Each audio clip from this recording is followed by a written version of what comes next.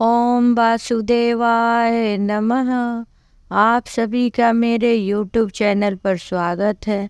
मैं आप सभी को आज प्रदोष व्रत की कथा सुनाऊंगी। पिछली वीडियो में मैंने आपको बताया था प्रदोष व्रत कैसे करनी चाहिए, कितनी करनी चाहिए, कब करनी चाहिए और पूजा विधि मैंने आपको बताया था। उसके बाद मैं रवि प्रदोष की कथा आपको सुनाई थी और आज मैं आपको सोम प्रदोष के बारे में बताती हूँ।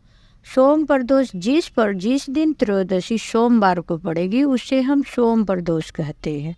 सोम प्रदोष से ही हमें प्रदोष व्रत की पूजा शुरू करनी चाहिए, या हम व्रत का संकल्प लेते हैं कि 11, 21 जो भी करना चाहेंगे इस दिन हमको करनी चाहिए।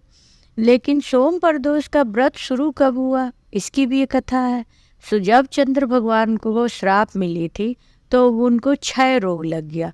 उसके निवारण के लिए वो भगवान के पास गए तो सभी ने उनसे कहा कि आप सोम प्रदोष कीजिए। और भोलेनाथ जो है प्रदोष काल हम सूर्यास्त के 45 मिनट पहले से लेके 45 मिनट बाद कर, वो जो गुदली की वेला होती है उस समय भोलेनाथ बड़े ही अच्छे मनोभाव में रहते हैं।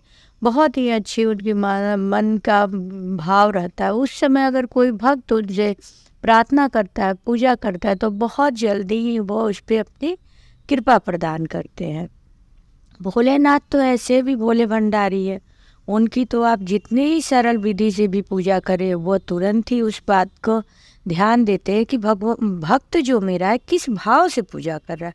आप उनके 16 श्रृंगार, पार्वती जी की पूजा कीजिए, उनके साथ 16 श्रृंगार कीजिए, उनका बहुत से पंचामृत से स्नान कराइए, पंच भोग लगाइए, पंच मेवा चढ़ाइए। लेकिन अगर आपका भाव छल कपट से भरा हुआ है तो बिल्कुल भगवान नहीं सुनेंगे। शंकर भगवान ही नहीं, कोई भी भगवान आपकी कोई भी पूजा स्वीकार नहीं करेंगे, कोई भी मनोकामना पूर्ण नहीं। इसलिए सबसे जरूरी है आपका भाव।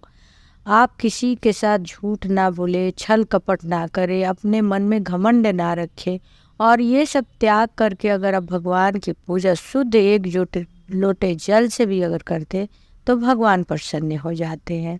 इसलिए प्रदोष व्रत तो अगर हम बहुत दिन से हमारे घर में कोई बीमार रहता है या स्वयं बीमार रहते हैं और आप कर पा रहे हैं तो आप और प्रदोष व्रत करें या ना करें, सोम प्रदोष तो आपको करनी ही चाहिए।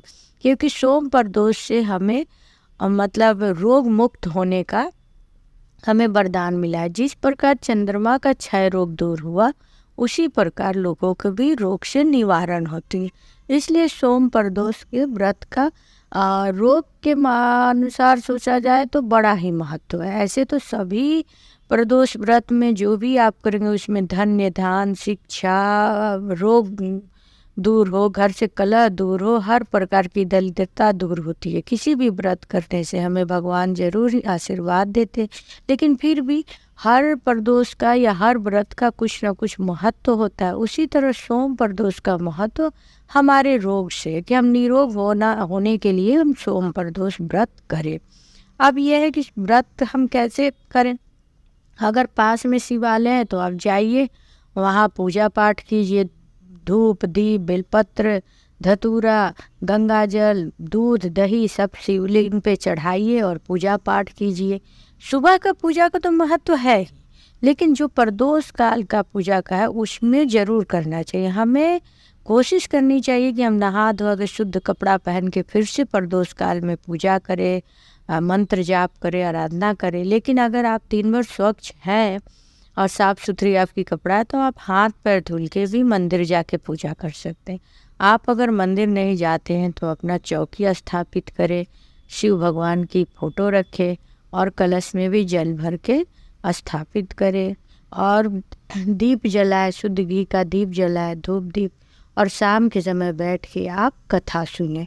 जो भी प्रदोष रहता है उस बार का हमें व्रत का प्रदोष का कथा सुनना है। जैसे आज है सोम प्रदोष, तो सोम प्रदोष के दिन की कथा इस प्रकार है कि बहुत समय पहले एक स्त्री रहती थी, लेकिन उस बहुत कम समय में ही वो विधवा हो गई थी। उसका एक पुत्र था। दोनों माँ बेटा बहुत है घर में प्यार से रहते थे, लेकिन उनकी स्थिति बहुत ही खराब थी क्योंकि वो कुछ उसका पिता था नहीं, बच्चा भी छोटा था।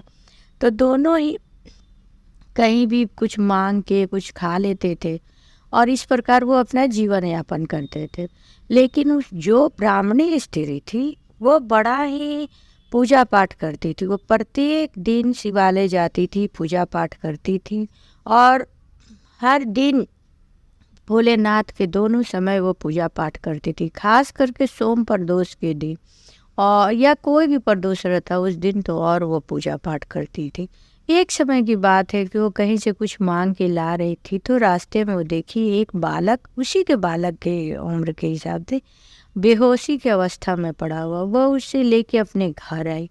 वह विदर्भ राज्य के राजकुमार था, क्योंकि सैनिकों ने उन पे आक्रमण कर दिया था और विदर्भ राजा को जेल में बंद कर दिया था और यह बालक कैसे भी भाग के इधर आके बेहोशी की हालत में पड़ा था। लेकिन ये बूढ़ी माँ को ये बात नहीं पता थी और वो अपने बच्चे के हिसाब से ही उसका पालन पोषण कर रही थी और साथ में ही पूजा पाठ करती थी। जैसे ये लोग पूजा पाठ करते थे वैसे वो भी करता। वो भी शिव भक्त बन गया और पूजा पाठ करने लगा। जो भी प्रदोष दिन जाता था व्रत रहते थे, दोनों समय पूजा पाठ करते थे और ऐसे नित्य तो शिव पूजा करते ही थे। एक समय ये लोग कुछ मांगने के लिए निकले, साथ में राजकुमार भी निकला। तभी वहाँ पे अंशुमति नाम की एक गंधर्व कन्या जो राजकुमार को देखी और उसने निर्णय किया कि वह उसी से शादी करेगी।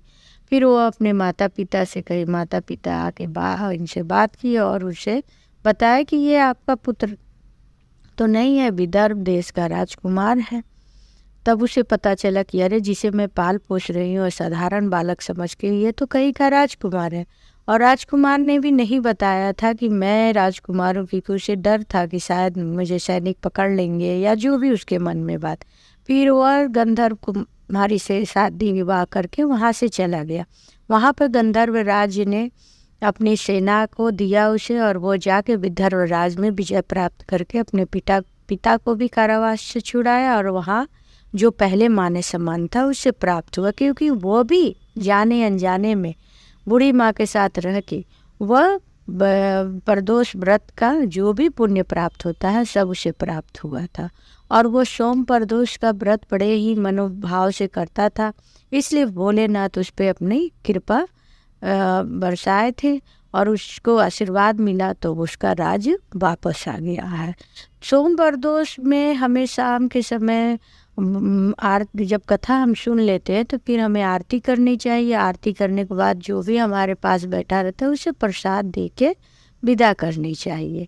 इस प्रकार आप सुने कि सोम प्रदोष का व्रत कैसे होती है। और हमें पंचाक्षरी मंत्र का जप करना चाहिए, महामृत्युंजय का भी जप करना चाहिए। अगर आप शुद्ध बोल पा रहे हैं तो महामृत्युंजय का जप कीजिए, नहीं तो आप मोबाइल में लगा के रख लीजिए और उसके साथ साथ बोलिए।